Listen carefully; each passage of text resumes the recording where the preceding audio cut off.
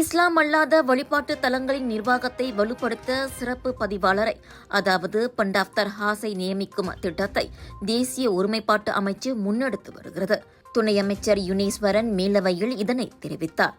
இம்முயற்சி முஸ்லிம் அல்லாத வழிபாட்டு தலங்களின் நிர்வாக சிக்கல்களுக்கு தீர்வு காண உதவும். Pertanyaan mengenai usaha penyelaras hal ehwal agama selain Islam khususnya berkaitan isu tadbir urus rumah ibadat dan dana. Setakat ini kesemua kerajaan negeri telah menubuhkan jawatan kuasa khas bagi menyelaras perkara tersebut. Antaranya Sarawak unit hal ehwal agama lain, Unifor, Pulau Pinang jawatan kuasa penyelaras rumah ibadat bukan Islam, Selangor jawatan kuasa khas agama Buddha, Kristian, Hindu, Sikh dan Tau negeri Selangor Limas.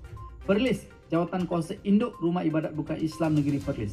Wilayah Persekutuan mesyuarat jawatan kuasa eksekutif rumah ibadat bukan Islam wilayah Persekutuan. Di peringkat Persekutuan, Kementerian Perumahan dan Kerajaan Tempatan KPKT mempunyai peranan penting dalam pengurusan rumah ibadat bukan Islam.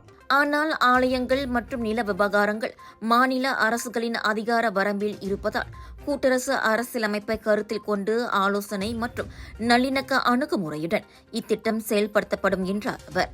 இது தவிர இஸ்லாம் அல்லாத வழிபாட்டு தலங்களின் விவகாரங்களை ஒருங்கிணைக்க சரவாக்கில் யூனிஃபார், ஸ்லாங்கோரில் லிமாஸ் போன்று பல மாநிலங்களில் சிறப்பு குழுக்கள் செயல்பட்டு வருவதையும் அவர் சுட்டிக்காட்டினார்.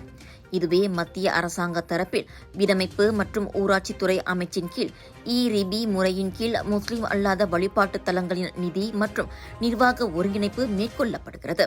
அதோடு 1976ஆம் ஆண்டு ஊராட்சித்துறை சட்டம், 1974ஆம் ஆண்டு சாலை கால்வாய் கட்டிடங்கள் சட்டம் மற்றும் 1976ஆம் ஆண்டு நகர கிராம திட்டமிடல் சட்டம் ஆகியவற்றின் அடிப்படையில் தேவாலயம், பள்ளிவாசல், கோவில் உள்ளிட்ட அனைத்து வழிபாட்டு தலங்களும் கட்டுமானம் அல்லது புதுப்பிப்புக்கு திட்டமிடல் அனுமதி பெற வேண்டும் என அவர் வலியுறுத்தினார்.